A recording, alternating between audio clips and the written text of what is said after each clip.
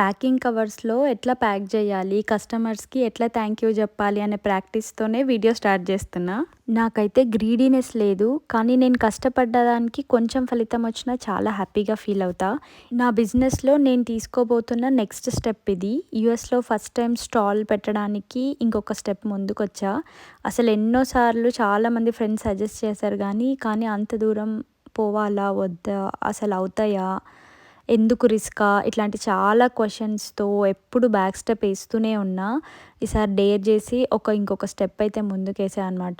మార్నింగే 8:00కి లేసి ఇంకా ఇంట్లో కుకింగ్ అంతా చేసిన తర్వాత నేను జస్ట్ ఫ్రూట్స్ ఒక్కటి ప్యాక్ చేసుకున్నా. నేను లంచ్ ప్యాక్ చేసుకోవాలన్న ఐడియా కూడా లేదు నాకు. మార్నింగ్ 9 నుంచి ఈవినింగ్ 7 వరకు అనమాట స్టాల్. సో, అసలు ఎంతమందొస్తారు? ఏంటి? నాకసలు బేసిక్ ఐడియా కూడా లేదు. బ్లైండ్‌గా వెళ్తున్నా. అండ్ సేమ్ డేకి సుధీర్‌కి టెన్నిస్ మ్యాచ్ ఉండిందనమాట. సో, మార్నింగే ఉంది మ్యాచ్. తనకి ఫస్ట్ మ్యాచ్ ఉండింది. అందుకు ఫస్ట్ అయితే అక్కడికెళ్ళామనమాట. సో, అక్కడికెళ్ళి నేను ఆ ప్లేస్ నుంచి నేనున్న ప్లేస్ జస్ట్ ఒక 4 మినిట్స్ అంతే. మాకప్పటికి ఇంకా టైం అవ్వలేదనమాట. 9:40కి వస్తాము అని అన్నారు ఆర్గనైజర్. సో, అందుకని అక్కడ వెయిట్ చేసి అక్కడి నుంచి సుధీర్ వాళ్ళ ఫ్రెండ్ వేరే అన్న డ్రాప్ చేశారు నన్ను. సో, అన్నీ పాపం పైనకి తెచ్చిపెట్టారు. మాకు అక్కడ లిఫ్ట్ కూడా లేకుండే. ఆ బ్యాగ్స్ అన్నీ నా వల్ల అయితే అస్సలు అవ్వకపోతుండే ఒక్కదాన్ని. సుధీర్ కూడా లేడు కదా, పాపం మా అన్ననే పై వరకు తెచ్చి అన్నీ పెట్టాడు. దాని తర్వాత ఇంకా నేను అన్నీ సర్దుకున్నా. నేనే ఫస్ట్ వెండర్ రావడం. ఇంకా ఎవ్వరు రాలేదనమాట. అంటే ఫస్ట్ టైం కదా, అసలు ముందే వెళ్ళలేము. అంటే తెలియని ప్లేస్కి ఫస్ట్ కొంచెం తొందర వెళ్ళి అన్నీ సెట్ చేసుకుంటే బెటర్ కదా, లాస్ట్లో హడావిడిగా ఉండొద్దు అని అనుకున్నా.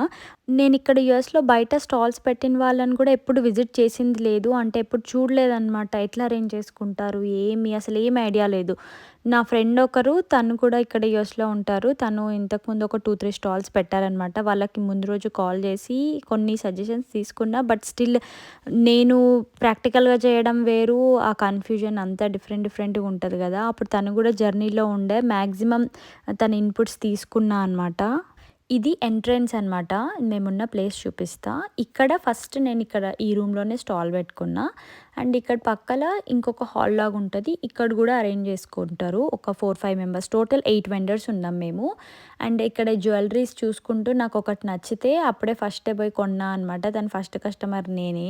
ఇది రాఫెల్ గిఫ్ట్ ఇచ్చింది. ఫస్ట్ 15 మెంబర్స్లో ఫస్ట్ కస్టమర్ నేనే కదా. ఈ సిల్వర్ చిన్న పెండెంట్ కొన్నా అనమాట. 92.5 సిల్వర్. ఈ తెనాలి డబల్ హార్ట్స్ మినపగుళ్ళు ఆల్రెడీ ఇండియాలో అందరికీ తెలిసి ఉంటుంది. మనం పిచ్చి యాడ్స్ చూసింటాం. వాళ్ళ రిలేటివ్సే అంట వీళ్ళు. కాసేపు తర్వాత మిగతా వెండర్స్ కూడా వచ్చి వాళ్ళు కూడా అరేంజ్ చేసుకున్నారు. ఇక్కడ ఇమిటేషన్ జ్యువెలరీ, వీళ్ళు కూడా చాలా రీజనబుల్ ప్రైజెస్. అసలు $10కి $15కి ఎంత బాగున్నాయో జ్యువెలరీ అయితే. అండ్ ఆ సిల్వర్ జ్యువెలరీ వాళ్ళది కూడా నేను ఇప్పుడు కంప్లీట్గా ఒక వీడియో తీశాను, అది కూడా చూపిస్తా. మిగతా క్లాతింగ్ వెండర్స్ కూడా వచ్చేసారు. ఇంకా ఇద్దరు వాళ్ళు కూడా జ్యువెలరీనే పెట్టారు. కొన్ని నార్త్ సైడ్ డిఫరెంట్ జ్యువెలరీస్ అనమాట. టైం 1:20. ఇంకెవరు రాలే.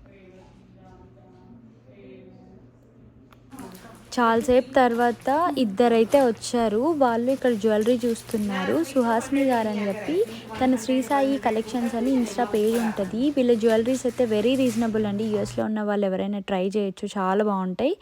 అండ్ మిగతా వాళ్ళమైతే అందరం ఖాళీగానే ఉన్నాం ప్రజెంట్ అయితే. వాళ్ళిద్దరూ ఇంకా అక్కడే జ్యువెలరీనే కొనుక్కుంటున్నారు. జ్యువెలరీ కనిపిస్తే ఫస్ట్ అదే ఇంట్రెస్టెడ్ ఉంటారు కదా. ఇప్పుడు నేను ముకుంద జ్యువెలరీస్ది వీళ్ళవి కలెక్షన్స్ చూపిస్తా. వెరీ బడ్జెట్ ఫ్రెండ్లీ ఉన్నాయి ఇవన్నీ. నాకైతే చాలా బాగా నచ్చినాయి. నేను ఆల్రెడీ ఒకటి తీసేసుకున్నా.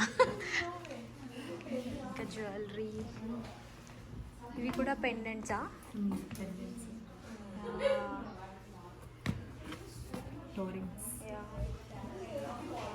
Super collections. నా కోసం ఫుడ్ తీసుకొచ్చింది గాయ్స్.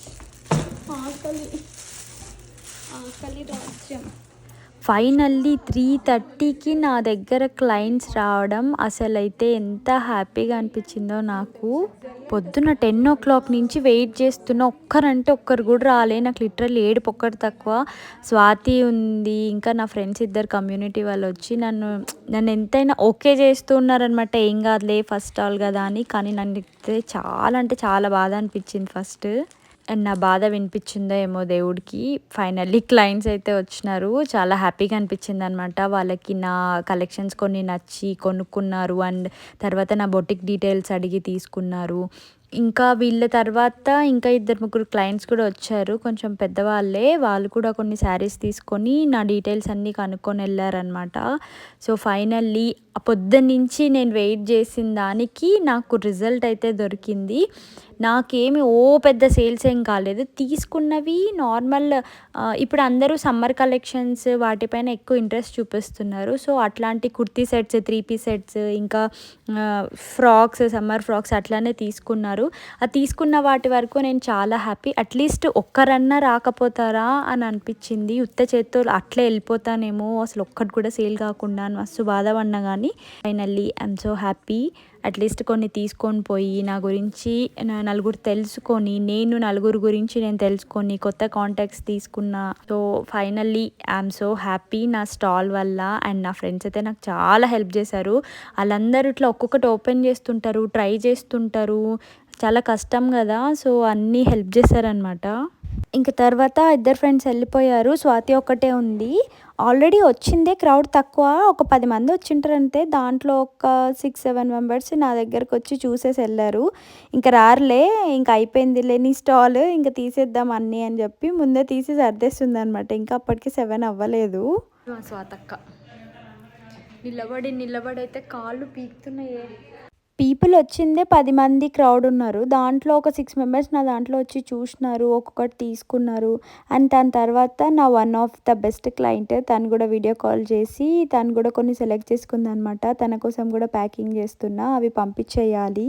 సో అది గాయ్స్, నా ఎగ్జైట్మెంట్తో స్టార్ట్ అయ్యి నా టెన్షన్, నా డిసప్పాయింట్మెంట్, మళ్ళీ నా హ్యాపీనెస్, ఇవన్నీ ఈ వ్లాగ్లో మీ అందరితో షేర్ చేసుకోవడం చాలా హ్యాపీగా అనిపించింది. నేను అనుకున్న సక్సెస్ చూడడానికి ఇంకా చాలా స్టెప్స్ ముందుకెళ్ళాలి. వాటన్నిటినీ కొంచెం ధైర్యంతో ముందుకెళ్తా. కానీ మీ అందరి సపోర్ట్ కూడా నాకు ఉండాలని కోరుకుంటున్నాను. ఇంకొక మంచి వ్లాగ్తో మళ్ళీ కలుద్దాం. Until then bye.